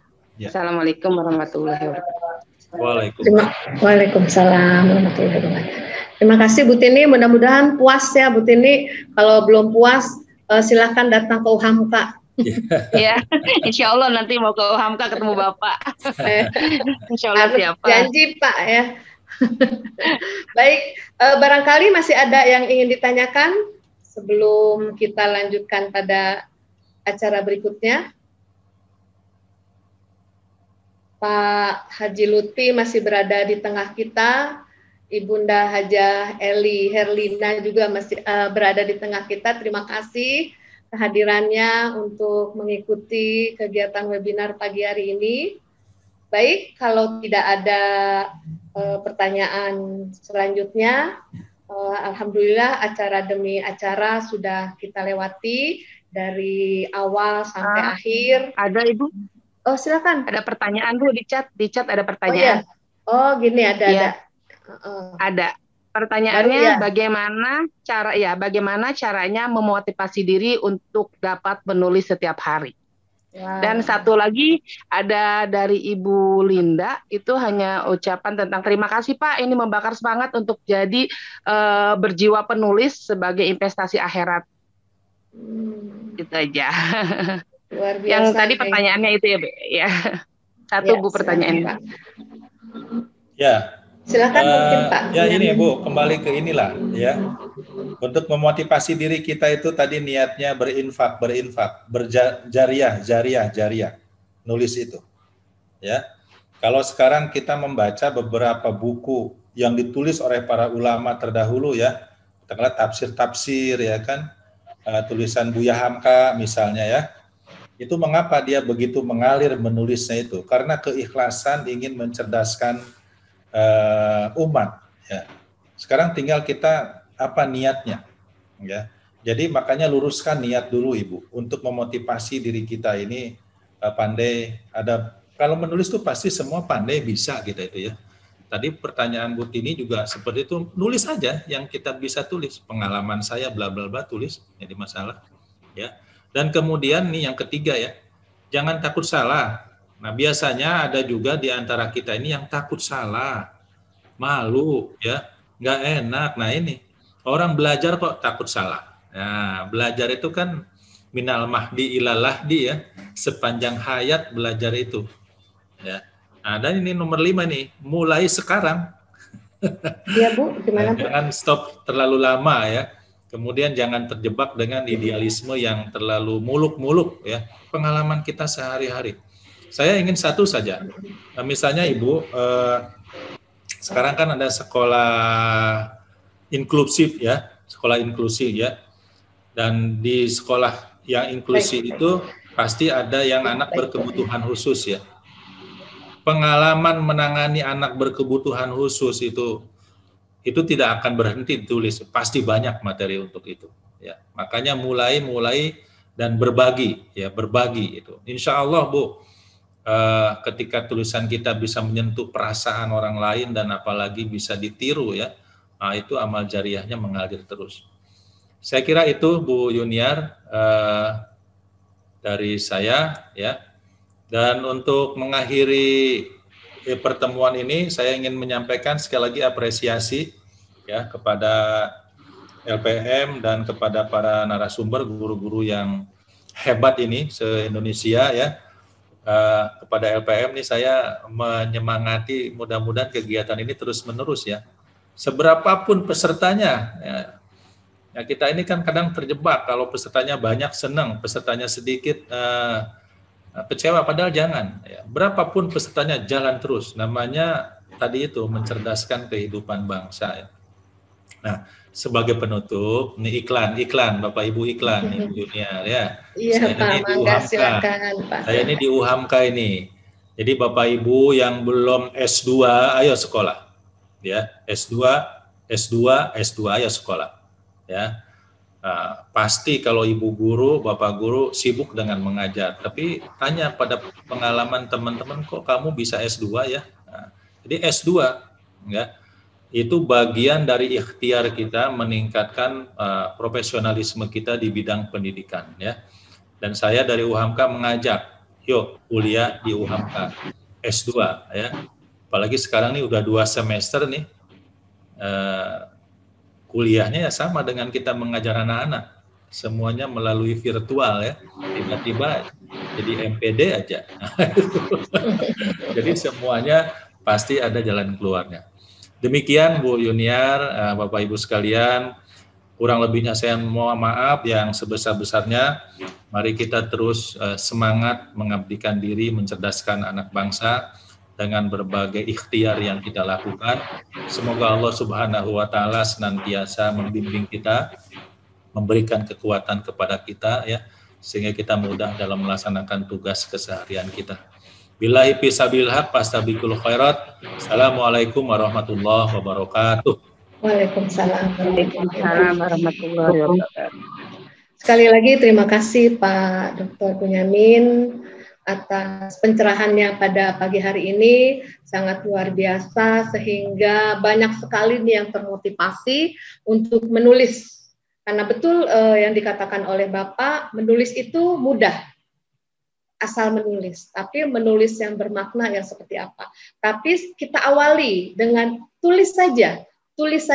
Karena lama-lama tulisan-tulisan itu bila kita gabungkan akan menjadi satu rangkaian tulisan yang bermakna. Begitu ya Pak Bunyamin ya. Masih banyak pertanyaan sebetulnya, tapi berhubung waktu sudah sampai batas waktu yang acara kita tetapkan, dan juga untuk Pak Bunyamin mungkin akan bersiap-siap melaksanakan sholat zuhur. Kepada teman-teman juga kita mengadakan webinar seri menulis ini sudah keempat.